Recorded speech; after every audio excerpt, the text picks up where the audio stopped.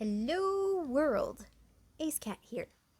So, for the longest time, and by that I mean since I was a kid, I've always loved doing my nails or getting my nails done. And since we're in quarantine and I can't really show my nail art off by just being in the world, I've decided to start up on YouTube. Because of course.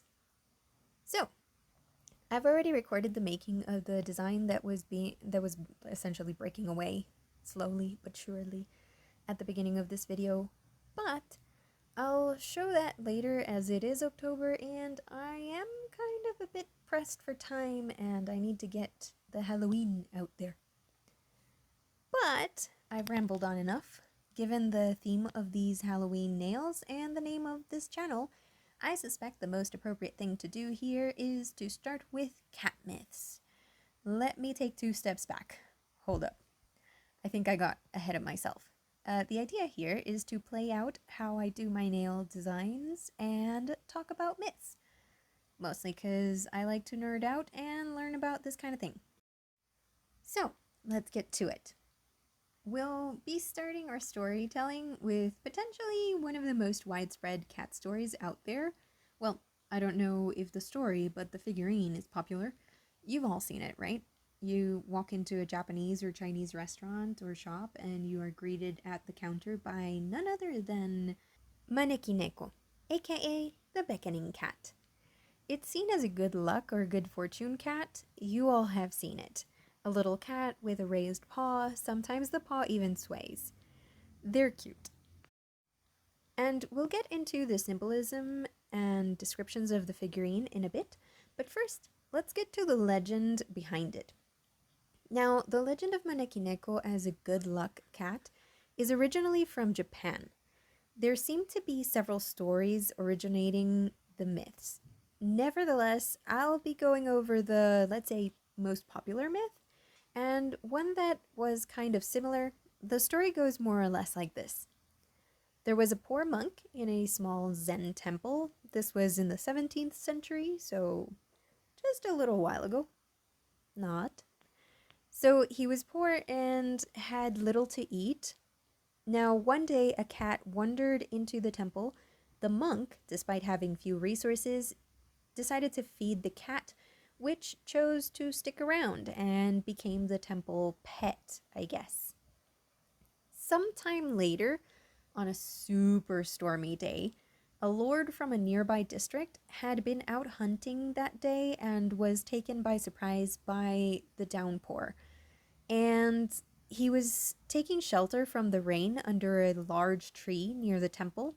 Like, dude, what the heck are you doing under what counts as nature's version of a lightning rod? Sheesh. Anyways, while he was under the tree, he saw the temple cat at the entrance to the place. Now, I think the cat was just grooming or something, but not this guy. He noticed the cat waving its paw up and down, which in East Asia and even here in Latin America, specifically Costa Rica where I am, I've also seen this. This gesture is seen as a beckoning gesture. So the Lord took this as if the cat was calling him over. I can see why it would catch his attention, though. I mean, it's super cute, am I right?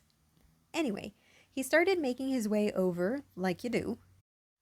And as he did, a bolt of lightning decided to char the tree for funsies. Yes, lightning in my iteration of this story is a sentient being that asks, original or crispy? And also doesn't wait for you to answer. Hey, if a lord can interpret a cat's paw in the air as a, come here, I can think of lightning as sentient. Don't judge. Okay, getting back on track. Focusing. Back to the story. The Lord was so grateful to the cat for what he saw as its saving his life that he became a patron of the temple, and the monk was actually able to expand it. And when the wondrous kitty passed, a statue was built to commemorate it, and that's the first story. Now, the second story is a little shorter, and I'll try not to digress. Try being the operative word here. So the other version tells the story of a poor shop owner who, same as the monk, fed a starving stray cat. The feline, as a thank you, would sit at the front of the store and try to draw in customers, and so brought him prosperity. The end. Now that we know the story, let's get down to symbolism, starting with the oh so famous raised paw, because it's not always the same one. Turns out that if the right paw is raised, the cat will draw in more money for you. And if it's got its left paw up, it'll beckon more customers, which, in terms of how the customer business cycle works, to me seems like one and the same. Yeah, and I know for a fact that one of my friends is gonna resent my saying that, but in layman's terms, it just seems like the same. Sorry. So this is Ace Cat from the future again. Sorry, I just realized that I can't find any footage from when I took the old nail polish off. I'm sorry. Now on to the colors. The colors also have their own meanings, so if the figurine is black, it'll ward off evil. White is for overall good fortune. A red cat will bring you good health. Yellow or gold is for wealth. So if you got a gold cat with a raised left paw, does your YouTube channel grow overnight? Anyways, and pink. Those I haven't seen, to be honest. That is until the making of this video, because of course I found one afterwards, and you will see it shortly. But the pink ones are for romance. So essentially, if you become a crazy Maneki Neko cat lady with one of each, you're set for life. The one other presentation of the little statue is a calico cat. You know, the one, it's mostly white with ginger and black or brown blotches. Again, super cute. The Maneki Neko is usually sitting with its paw up in the air. Sometimes people overreach and it might have both paws up in the air. Like, geez, leave some for the rest of us. But I digress.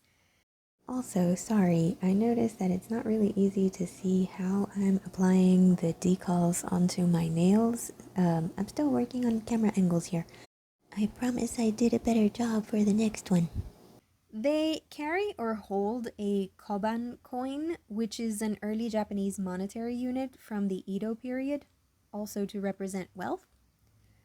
So that is essentially the story and symbolism behind the Maneki Neko cat. Excuse my moment of the aberration.